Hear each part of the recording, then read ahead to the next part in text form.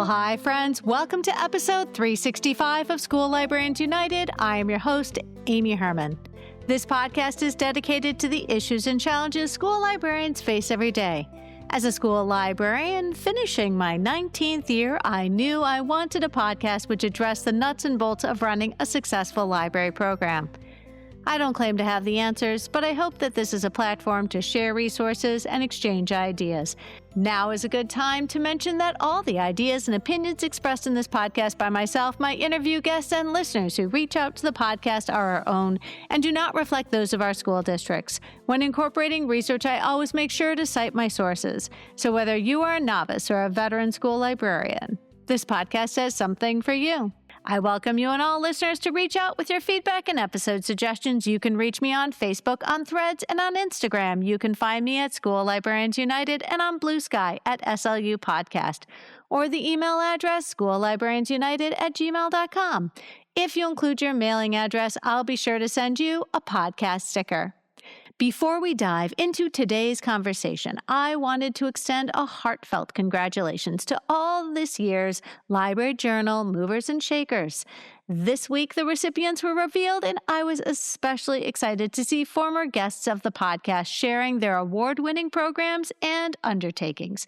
Lori Lieberman is a wonderful friend and school librarian in Oregon. We have crossed paths at national conferences, and I encourage you to listen to her episode, Romance Book Clubs, dare I say, very much a passion project, and her specialty for which she has spoken to audiences across the United States.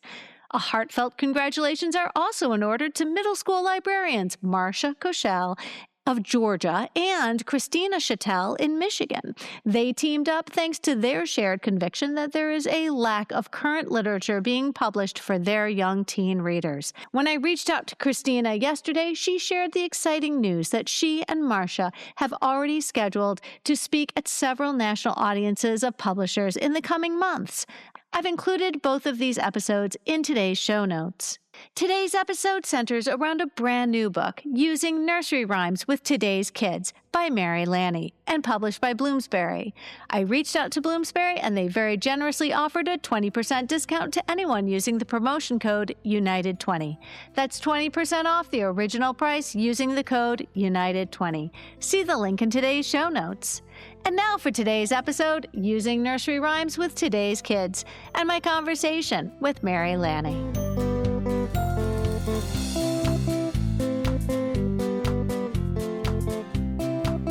Friends, I'm so excited. Mary Lanni, welcome to the podcast. Hi, Amy. It's so nice to be here. Thanks for having me.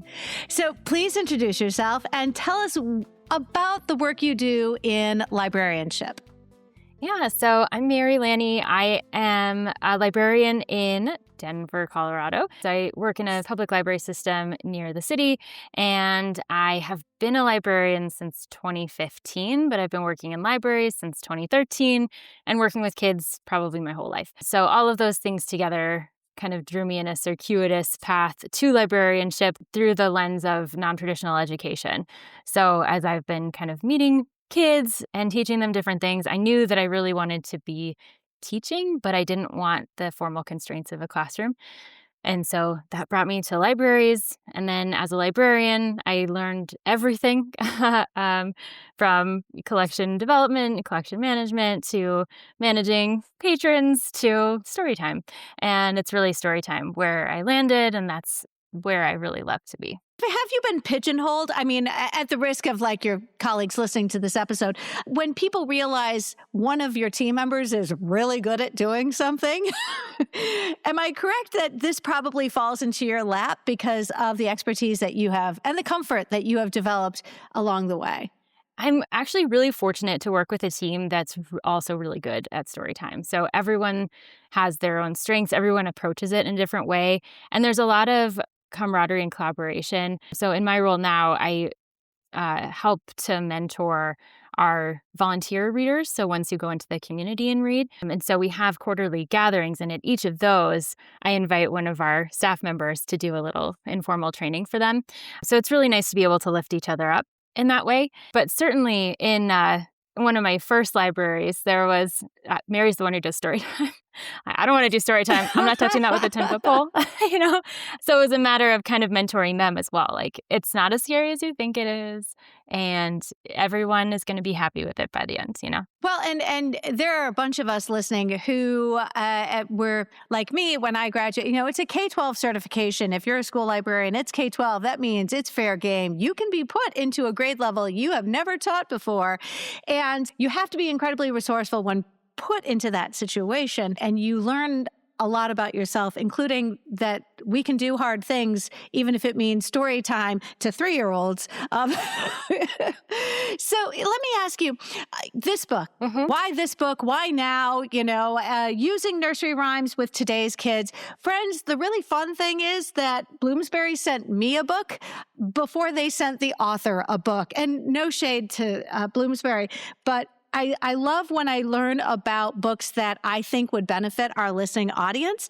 And I love promoting those authors on this space because we get a real sort of behind the scenes about why this book is so relevant to the library professionals in all the areas that we support our community, whether it's our school community or our community writ large. What is it that said, you know what, this really needs to be shared with our profession, and I'm going to do so in a book? Yeah. So in my current role, so I mentor a bunch of volunteers. And so I have kind of this educational space within our organization. And a couple of years ago, one of my colleagues asked me to put together a presentation about nursery rhymes. She's like, I've been hearing a lot about this, and I think it would be really beneficial for our youth and family services team to just kind of hear what's being talked about and be able to move forward like this. And so I said, okay, let me just go find the book on that. And I couldn't. There wasn't one. So what I thought was going to be kind of a straightforward, let me put together this presentation kind of presentation, ended up being more than that. And I saw the need for it as well, with the fact that, first of all, people were talking about this in the general librarian space, and that it was coming to us and wanted to be shared with our staff. So just kind of had all of these thoughts, and I was like, this is a fine presentation, but I could do more with this. And having worked with Libraries Unlimited with a previous book in the past, I reached out to my editor and I said, hey, I think this might be something that would be helpful. What do you think? And so it took about 6 months from proposing the idea to getting the green light before then starting to write it. So it's been kind of a process, but I think all of those things together made it so that the things that I was learning could be shared more widely than just with my local team. I love that librarians collectively, when we look for resources that we know are needed, and we say, I'm not finding this in a way that is digestible, easily, and accessible, because we're always about accessibility, and we want to make sure that when we have resources, we get them out to the people who would be most beneficial. Yep. When we have resources, we want to make sure that those reach the audiences who would most benefit. And I love that it's not unusual for librarians, regardless of the community we serve, are like, well, if it doesn't exist, then maybe I should do something about it. And you know, whether it means you're giving a presentation, or you're going to do something at your local groups, or you're supporting your local community or your national community, or your listening audience, you know, there's a grateful listening group right now who's benefiting from your expertise. So thank you very much for joining us today. I taught high school for 9 years before becoming a librarian, specifically high school history. And I was absolutely thrilled to see that your book starts off with the history of nursery rhymes, and that it's relevant. And it also is why, you know, when you say, oh yeah, nursery rhymes, I'm like, dude, I remember nursery rhymes in my childhood. Those were really important. Could I tell you why they were important? Not in as articulate a way as you're going to help us understand. But yes, please help us out understand, what is it about the history? I mean, this is not a new format. No, it is absolutely not a new format. So interestingly, every human culture on Earth has had songs forever. So it's a really great way of disseminating information, especially in pre-literate societies. So songs have been useful forever. A lot of the nursery rhymes in the English language zeitgeist in particular come from the 1700s. So that was the first time they were written down. So they probably came from before that, before somebody wrote them down. So they've existed a really long time. And as a result, there's a lot of things that have kind of gotten thrown into this like cultural milieu of our music that are appropriate in 1700s or 1800s that may or may not be appropriate now. And some folks maybe have more of an awareness of where those originated than others. But it also is really important as teachers, librarians, parents, people who are preparing this next generation of our leaders, police officers, judges, that we are empowering them with positive and inclusive kinds of information as opposed to continuing to perpetuate these maybe more negative sides of life. And that's not to say that all of them are, but there are some that are less savory than others. Well, and you mentioned that there's this connection to songs, and I know we're going to talk about that as well, but in carrying on information that was, the more lyrical you can make it. I know poetry and nursery rhymes, there is a strong connection there as well. And again, if you're working with people for whom this isn't something they're reading, it's something that they are recalling, that those are both really important connections to be able to provide. Nursery rhymes, I don't know. I'm fascinated. And I know remind me, but when we talk about collection, I'd be curious to know what kinds of like contemporary nursery rhymes have evolved, because the ones that I remember are the ones that were from that Mother Goose book that I think so many of us, I think it's still in print. Please tell me it's still in print. The Mother Goose nursery rhymes that I'm in my head, I'm remembering.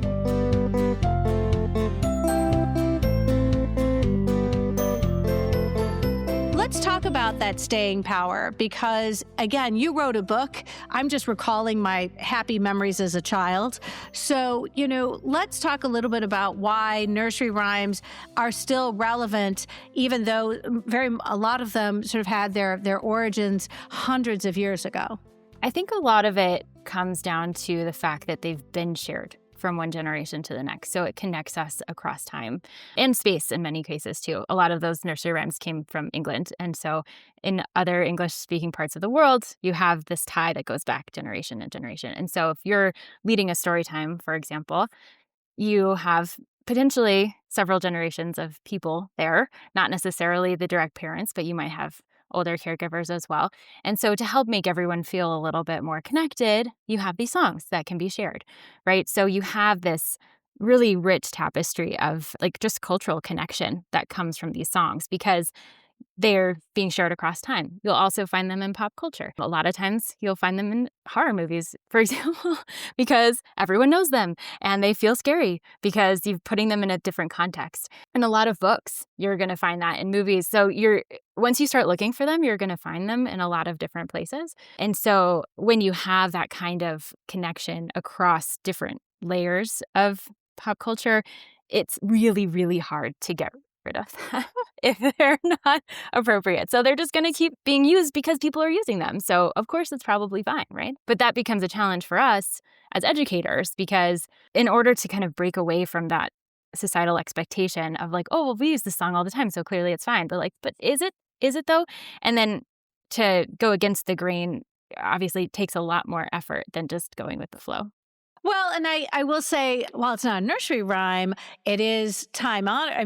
I remember when I was teaching elementary, there was a very big concern about Dr. Seuss and teaching Dr. Seuss.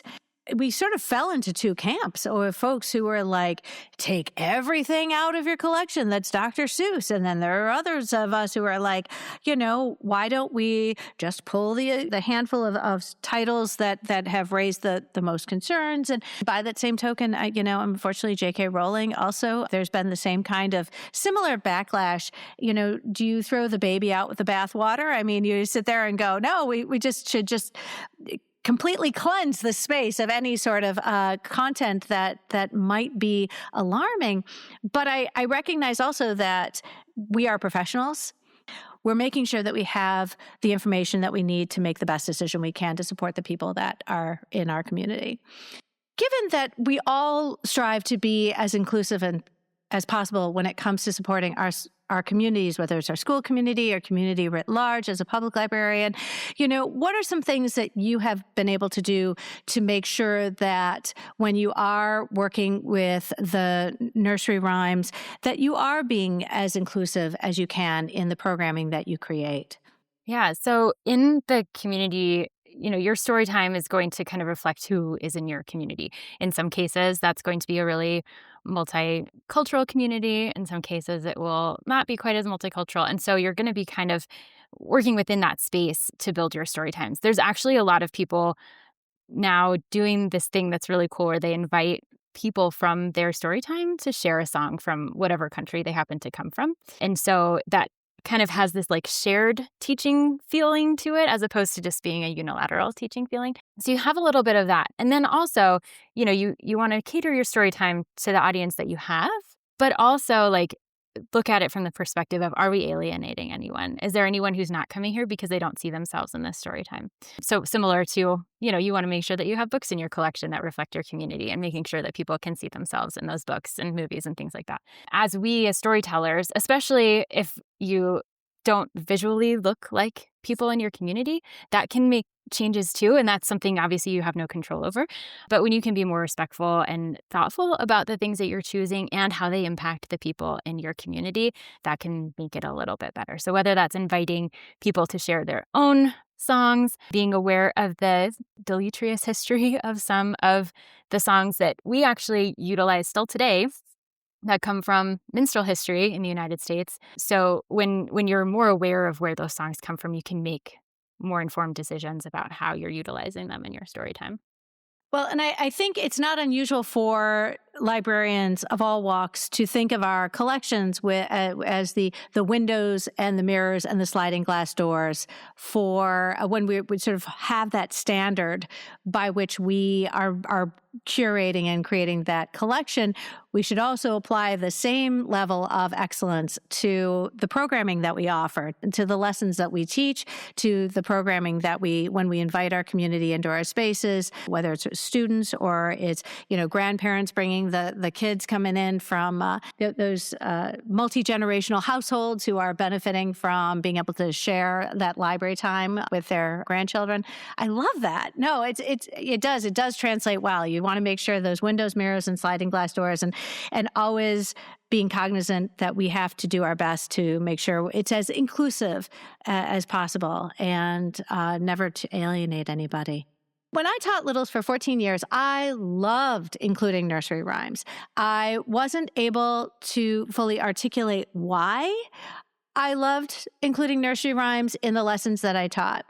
But I knew that my students practicing them and reciting them would empower them and motivate them to read more. And I'm hoping that you can explain more articulately why this all happens.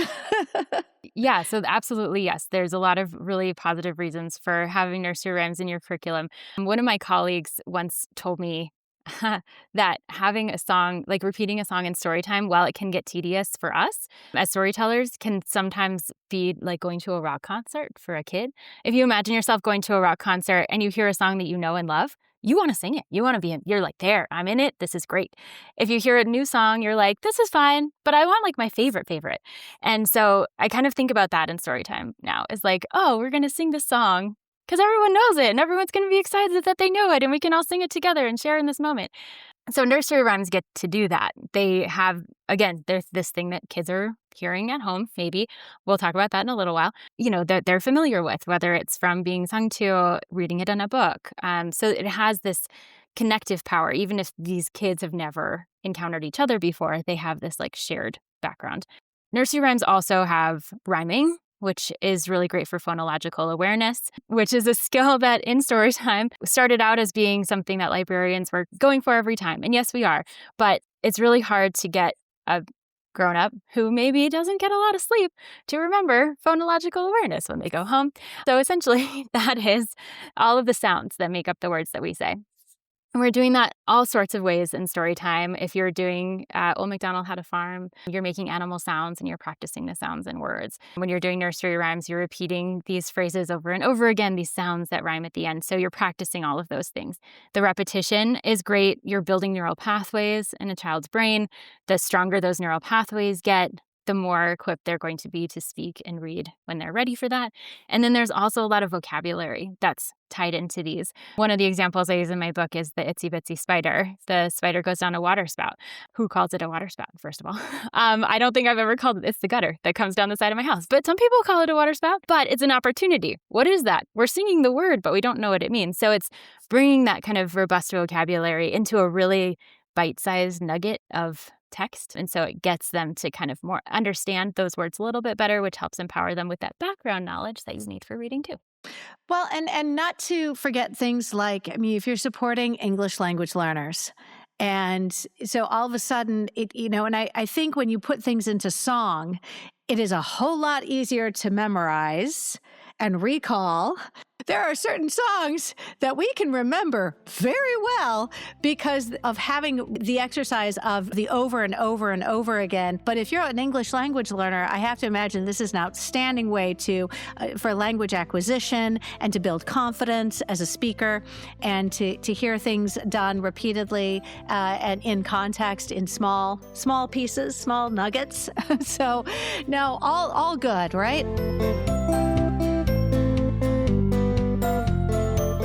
What can people like caregivers and educators and librarians do to feel empowered and confident when choosing nursery rhymes to share with the children in their lives?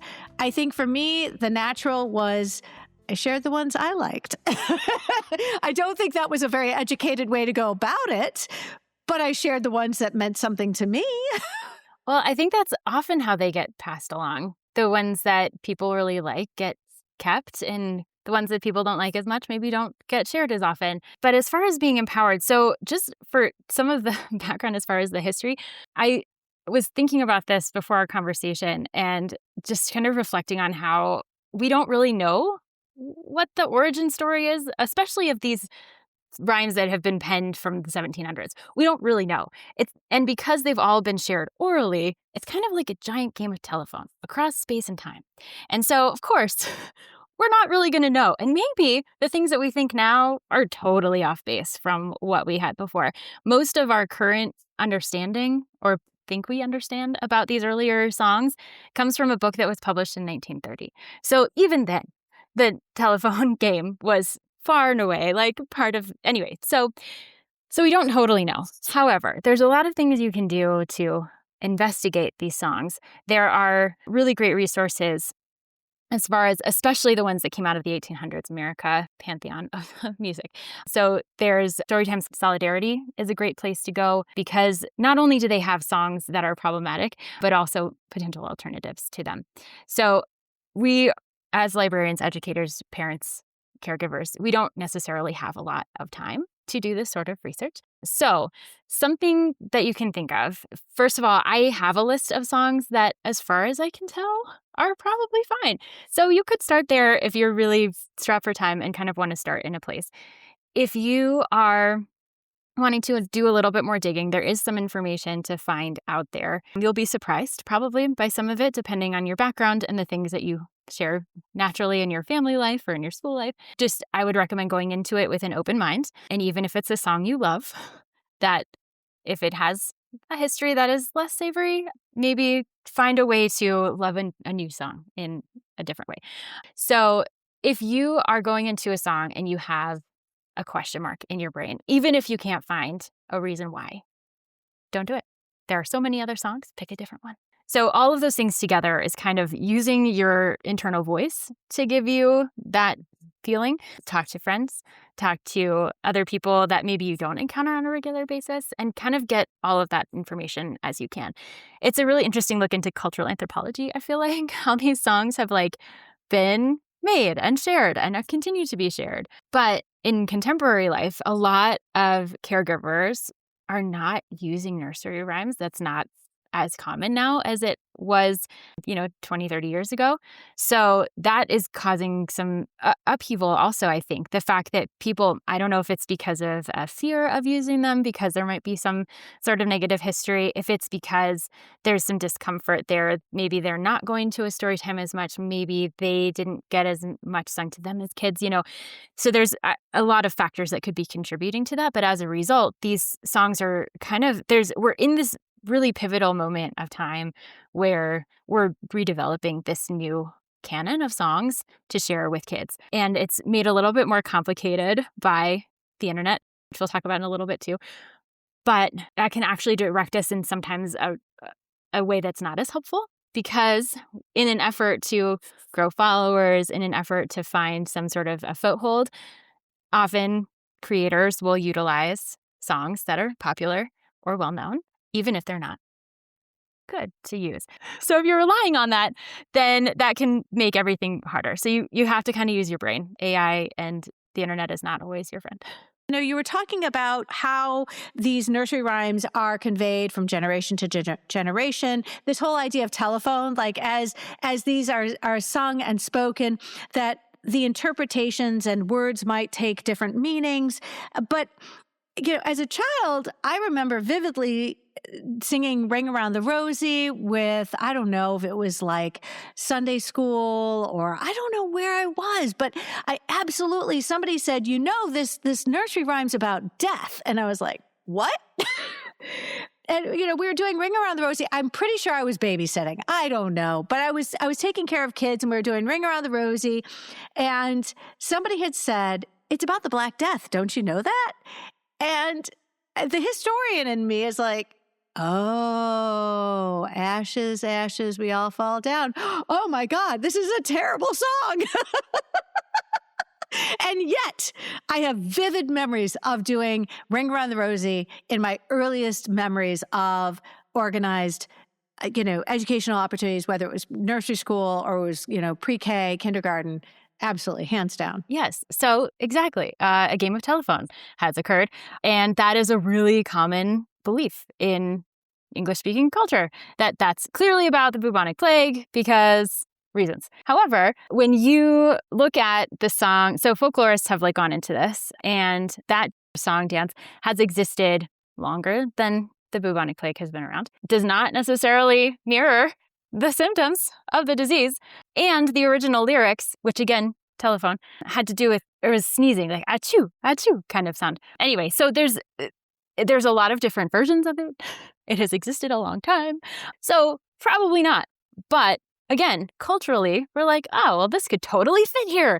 And so that's why taking those histories, especially of the earlier songs with a grain of salt, is really important. But there's also a lot of those earlier songs, the cultural belief is that, or at least among folklorists, is that they have to do with a lot of things that were happening politically at the time and religiously at the time. So there's a lot of perceived conflict between Catholicism and Protestantism that appear in many of these songs, which as you're singing them, you're like, this is so nice. And then you're like, but actually, this is a euphemism for this person or that person or this thing that happened. And, obviously that's going to be lost on kids, but why? If that's the case, why were these songs made this way? Probably because a lot of the people at the time, in the 1700s, were illiterate. And so that's how they were communicating information with one another, doing it in a way that was subversive that they wouldn't get in trouble for. And then we just keep passing those down. But when you get to the 1800s, and you have minstrelsy in the United States, for those who are not aware. Can I go into detail about this? Absolutely. This is long form interview, baby. We can do whatever we want. Well, you can decide if this feels appropriate if you have kid users I want an and expert stuff, to talk about this because I'm not the expert. So I would like an expert to talk about this, please. That's why you're here. Okay, great. So in the 1800s in the United States, there was height of slavery. There was a huge divide between the haves and have-nots in the country. And there was a man who, the story goes, the legend goes, that he was walking down the road one day and heard an enslaved man singing a song.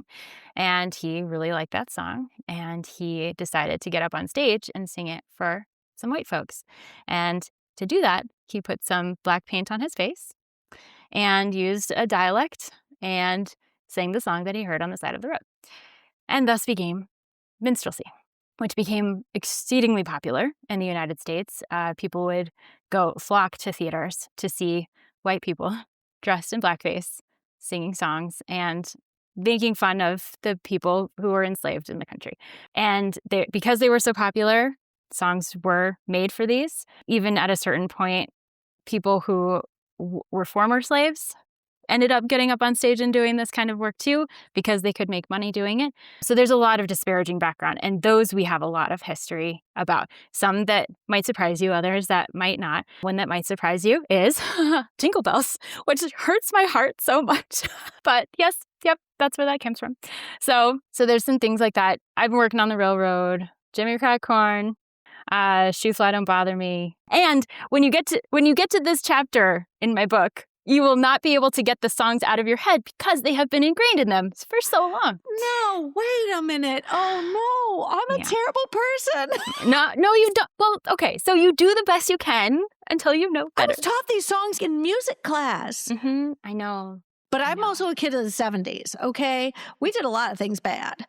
Well, but you didn't know, or your teachers didn't know. And so this is like our opportunity to kind of remedy things and put them back on track. But so one thing that I kind of go into more detail about in the book too is the rhyme eeny, meeny, miny, mo, which you might use for selecting something at random, from a selection of objects. There was a racial slur used in that first. Tiger was not the first word that was used in that. So while you may not necessarily feel like it feels bad to use, there are people who do.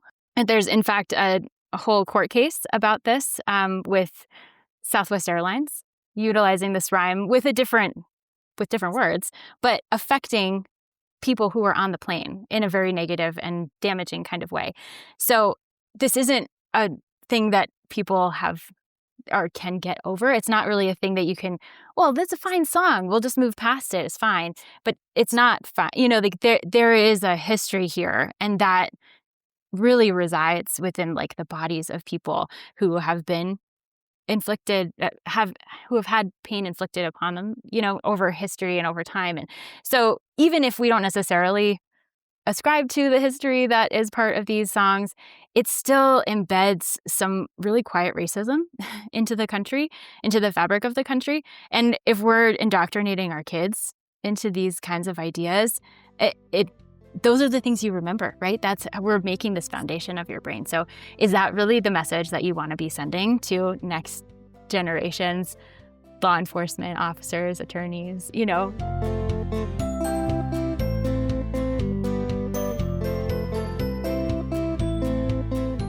We're trusted members of the community. One of the prevailing characteristics about librarians, regardless of where the community we serve, regardless of the type of library we work in, is that we're trusted. That we are trusted, and that's one of the reasons why librarians are so important during a time of AI, is because you cannot trust AI. But boy, you have to know that the librarians, regardless of what capacity we serve, are members of.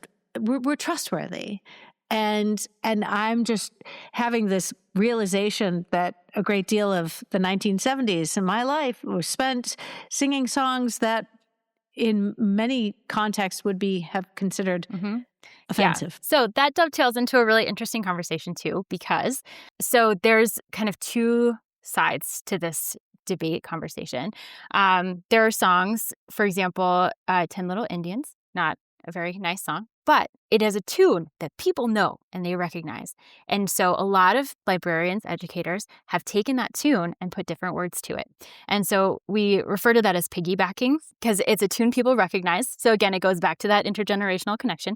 And so if you're putting new words to it, it's okay because it's in a familiar context. So there's two sides of this divide.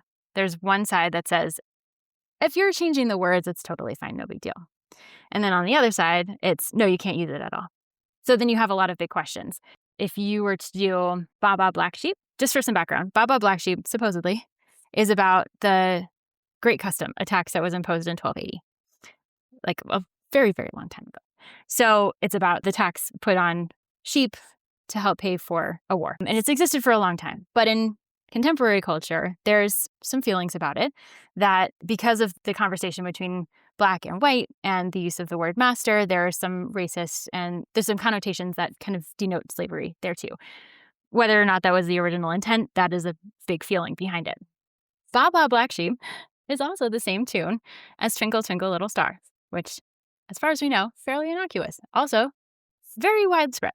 The alphabet song in English also, same tune. So if we were to 100% go on the one side of we're just never using these tunes again, there's a lot to kind of unpack there and to decide, okay, but what about these other songs? Do we really feel this way? Because I feel like if we really go one end or the other, we have to be okay with both of them. We have to be okay with everything. If we're definitely not piggybacking, then we have to definitely not piggyback. Whereas if we're well, if it's okay to change the words, is it okay to change the words with all of them or only some of them? So this is a really big debate right now, determining whether or not to use these kinds of songs, which one of my, there's a lot of songs that go to these kinds of tunes that have really great benefits, brain benefits, whether it's learning math and counting or colors or things like that. But then you think about what you're imparting by singing that particular tune. Is that really what I'm going for? Are there other songs that could do the same thing without potentially being controversial? And the answer is absolutely yes. There are other songs. You may not like them as much, but maybe you'll learn to like them as much.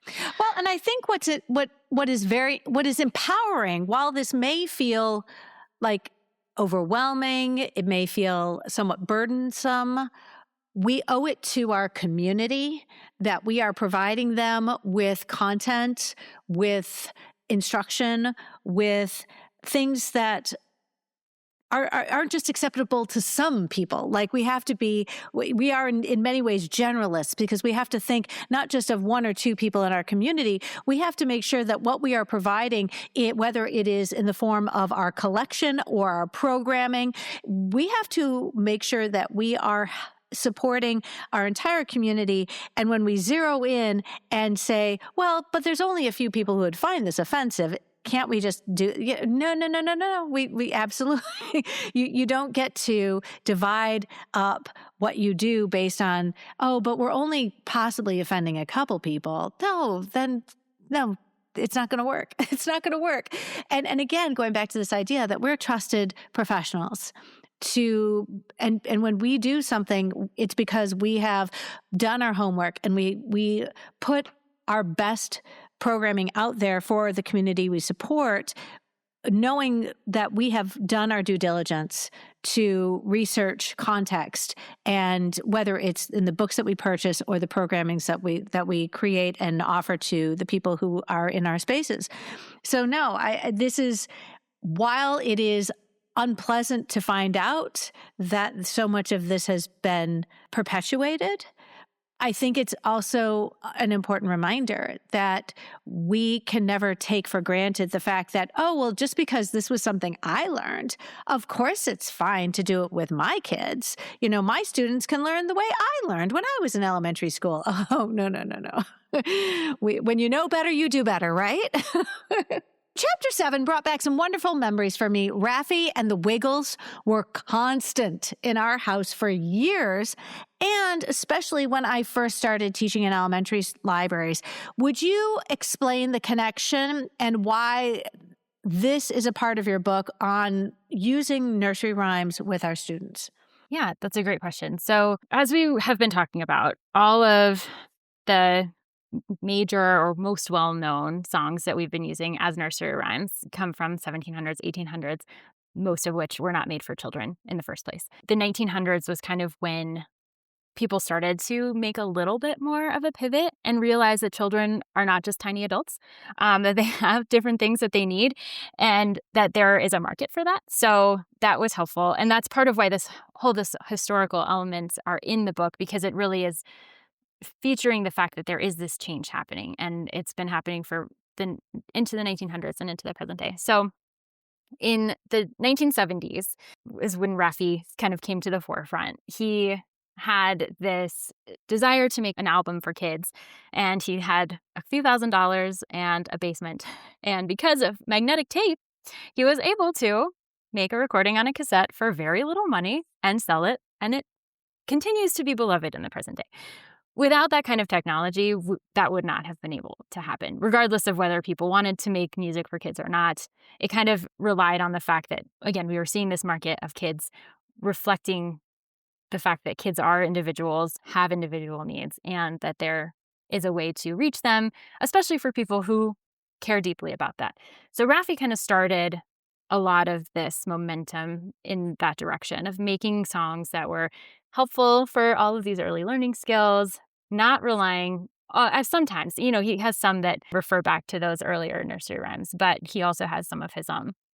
And then getting into the 90s, same thing, especially with getting into like digital music and things like that. And the easier proliferation of this kind of music, you have a lot of different groups that came out, the Wiggles being one of them. And actually, they were going to school to be early childhood professionals and saw a lack of music in this realm and decided to make their own. So again, featuring all of the elements that are so important to early literacy and early learning, but in a way that's accessible and interesting for kids. So to get them to be ready to read while enjoying the journey of getting there. So all of those things are really important to today's conversation because this is where we're starting from with our potential canon of new or acceptable moving forward kind of nursery rhymes. Not to say that there aren't some from the past that we can continue. We can utilize many of those too. But also, it's okay to make something new. It's okay to make a new tradition. And relying upon folks who are doing their research, who are making songs that are doing the work and that are enjoyable for kids, that is going to help us get to that point.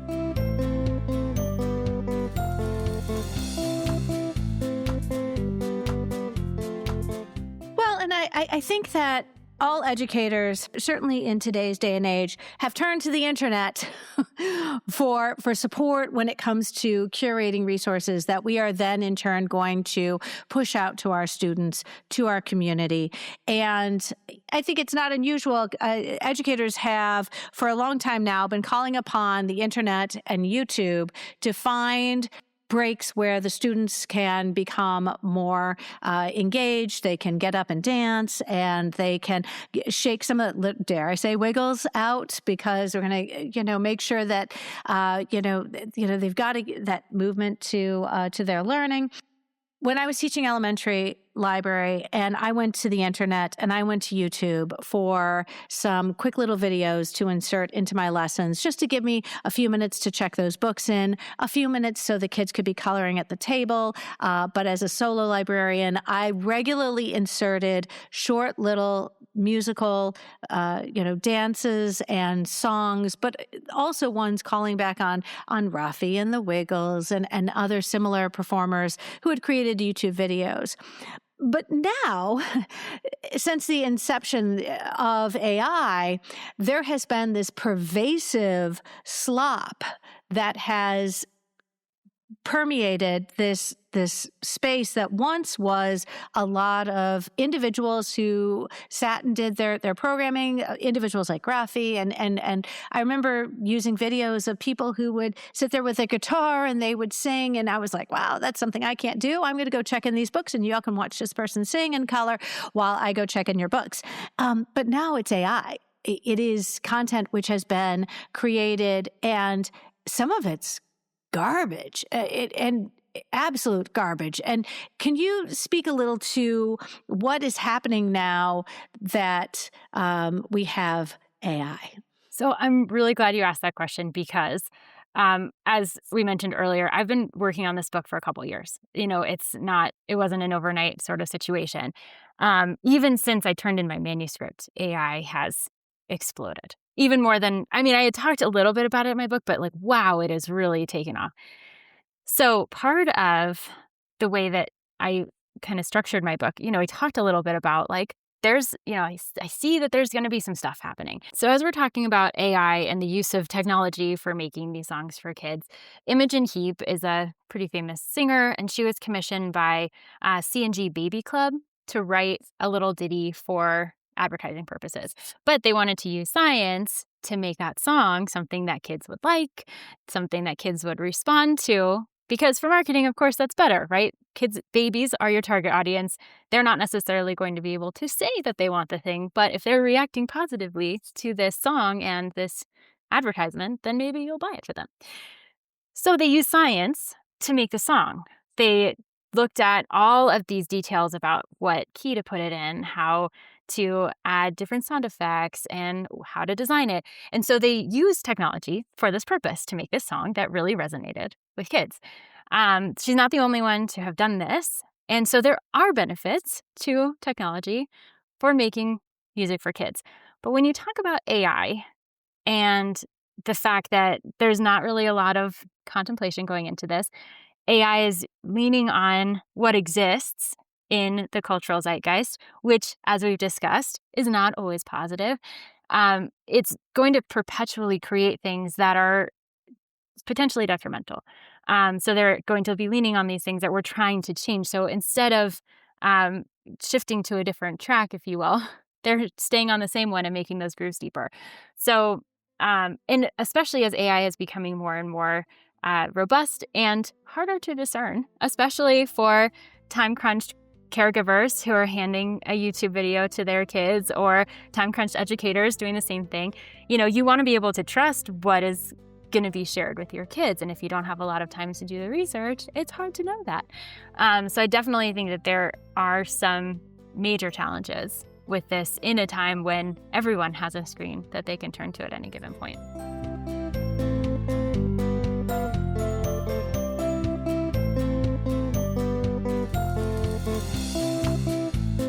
Well, and I remember hearing about this earlier this year, but, algorithms don't help and autoplay doesn't help. So that when you have these littles who are being handed an iPad while, you're shopping at Sam's Club or Costco or wherever, you've got these kids and they're just watching. And I remember hearing some news articles where people were saying parents are like, whoa, let me see what you're looking at now. And you're like, oh, it just kept on going, and it was complete manufactured AI slop. And instead of being something as authentic as something created by an individual like Rafi or like the Wiggles, you're dealing with AI generated content, which for an adult might be comical or ridiculous, but if you're 2.5, you don't have the wherewithal to be able to discern that. And if this is where students and our young people are spending so much time being exposed to this, again, reinforces the value of programming created by librarians and educators who are doing their homework to make sure that we are being a positive influence on our students' development, no matter what age they are. So no, I've got to say, I know we all have some doom and gloom about AI, but I'm feeling better. I know it was not unlike when the internet happened. And when the internet happened, everyone's like, oh no, we don't need librarians anymore. I'm like, no, we need them even more. We need them even more. And I come back to that also with AI. I'm like, no, we are needed even more. And forgive me, this podcast is never going to be AI generated. This content is created by me and by the generous librarians and professionals who join me on this stage every week. And that authentic type of content is one that's even more valuable in the face of all the slop that is being manufactured. I will say it is a little hard to resist going down a rabbit hole like, nursery rhymes for modern times. And you better believe there's a Reddit forum, friends, because there's always a Reddit forum. And people who have tried to contemporize, updating those nursery rhymes, and they're silly and ridiculous, and it's all meant for adults. But boy, is it entertaining. So, given how important nursery rhymes can be for a child's development, What do you give us an idea, just sort of quickly, what does your collection look like? Am I correct? This would be in your, children's section on shelves where our littles could reach them. Give me a sort of a visual if I walked into your library. Well, let's see. So from the perspective of nursery rhymes or just in general, like what it looks like? Yeah, well, the nursery rhymes, because if I imagine, are you in the Dewey with the is it 398 points? Yeah. I think 398.2, but actually that's like more. That's right. 398.2. Yeah. So, as I learned making this presentation, there's not a lot in the section of the library, the nonfiction section of the library, that talks about these in the same context that I'm talking about them. Like they'll show this is the song, but there's no like contemplation about it. There's no reflection about it. There's no story about it. It's just here it is. So you'll find those books. You'll find a lot of books that take these nursery rhymes and put them to contemporary illustrations. Jane Cabrera is one that comes to mind, with like Row, Row, Row Your Boat. You'll have different illustrations that will resonate better with a contemporary audience than the more traditional Mother Goose rhymes that you were referring to earlier. Mm-hmm. But there has been a concerted effort, especially, and I know in my library, and I know in others as well, to go through our collection and see really what songs are in those books, what songs we're utilizing in our story time. And as a team, we've decided we're moving this particular song for these reasons. And so it doesn't necessarily always carry to the floor. But within the story times that we're doing, there is a concerted effort to make these adjustments. Right. Well, and am I right that there are picture books, which are nursery rhymes that have been told in storybook format that are used for instruction when you're working with your students? I mean, do you have, let's think about a display, or like when you want to promote these for books to be checked out, do you promote like the picture book versions of the nursery rhymes? I'm trying to remember, because I've been in high school for 5 years, but it hasn't been that long. I thought there were some picture books that promoted nursery rhymes. Am I misremembering? There are picture books that promote nursery rhymes. When we do displays like that, we'll be very careful about what books are being promoted. Also, books are more likely to check out when you see the front of them than the spine of them. So we have a lot of display space for that purpose, just so that kids can see that. And there have been a lot of really cool interpretations of nursery rhymes in recent years, whether that's in just the song itself or in books like After the Fall by Dan Santat, I think, where you take Humpty Dumpty, which has its own history, as you can discover. But when you see it from the perspective of like, okay, this is after the nursery rhyme, like what happens to this character now? So there's a lot of little bits of thinking kind of happening around those elements as well. Again, not talking about the history or the meaning of them, but just reflecting on them as a story. So those are really fun to share with kids too, and making a display around that, especially because we have so many now, can be really fun to do. Looking ahead, as we are always doing, because we are vitally invested in making sure we stay relevant and valued, important members of our community. How do you imagine the future of nursery rhymes looking? I mean, just what is this, give us, look into your crystal ball and tell us, what is your hope for nursery rhymes moving forward? I hope that we continue to use them. I think we're, like I said before, kind of at this really difficult moment where people are either afraid to use them, don't understand how to use them or why to use them, and so are then veering away from using them.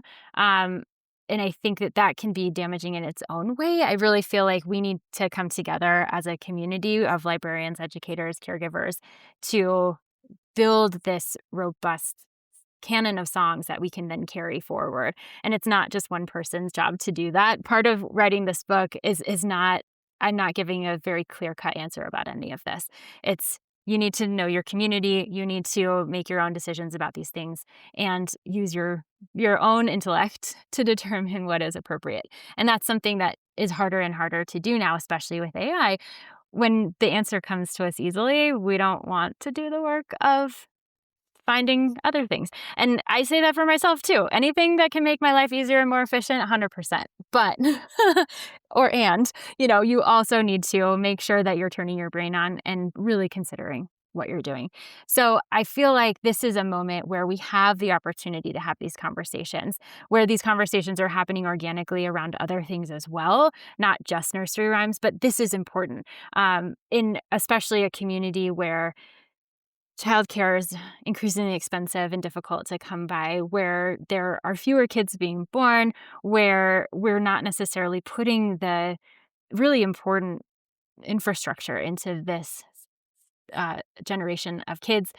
We really need to be. And so as we're having these conversations, as we are thinking critically about everything that we're doing, we can come together and make this better. So whether that's through a Reddit thread or through Storytime Solidarity or through like carefully curated YouTube channels, like there are ways to make this happen.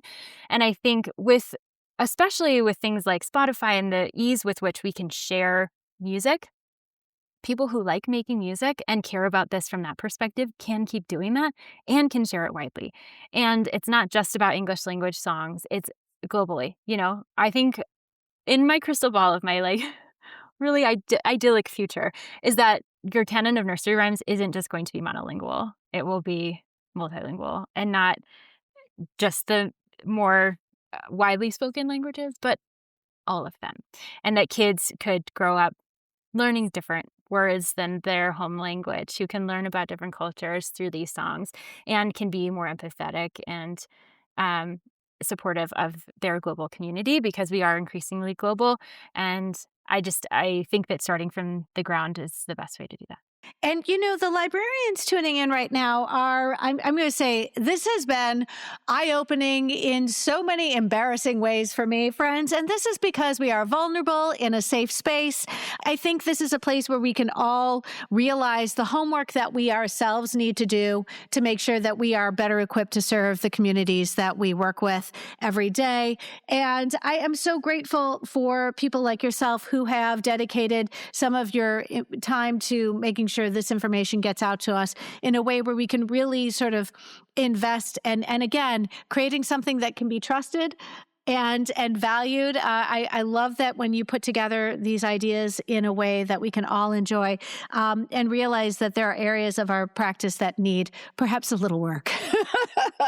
Mary, I wish you the best of luck. Happy new book. I don't know what we do. Congratulations on a new book comes out. This is very exciting.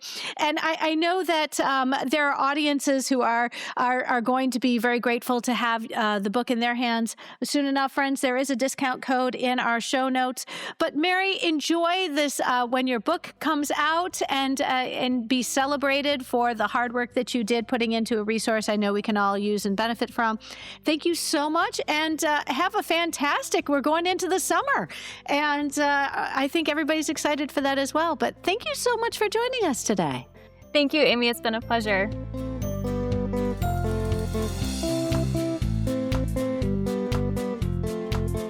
Friends, if you found this episode helpful, please share it out with your team, your PLN, and on social media. Be sure to follow on your favorite podcatcher so you'll never miss an episode.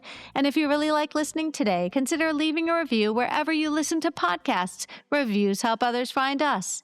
If you're curious to know how often your state or country has been featured on the podcast, then simply click on the link which can be found in our show notes. Search title, author, state, and country, and do a Command F search. I hope this is the year you consider being a guest on the show. Please visit the FAQs in every episode and you'll realize just how easy it is. We all have something to share. Make 2026 your time to shine. Don't forget, you can order Mary's book and receive 20% off using the code UNITED20. See the link in today's show notes. Friends, today marks the 20th episode I have recorded in 2026. I have not missed a Friday since January 2nd of this year. I am taking the next couple weeks off to celebrate our daughter's wedding, which will be held in our backyard. When I am not podcasting, I am gardening, weather permitting. In the meantime, if you have an episode idea, I encourage you to email me and we will schedule a time this summer to record. Please see the FAQs in our show notes for more information. I wish you all a wonderful end to your school year, and if you're heading to Chicago for ALA Annual Conference, let's plan to connect.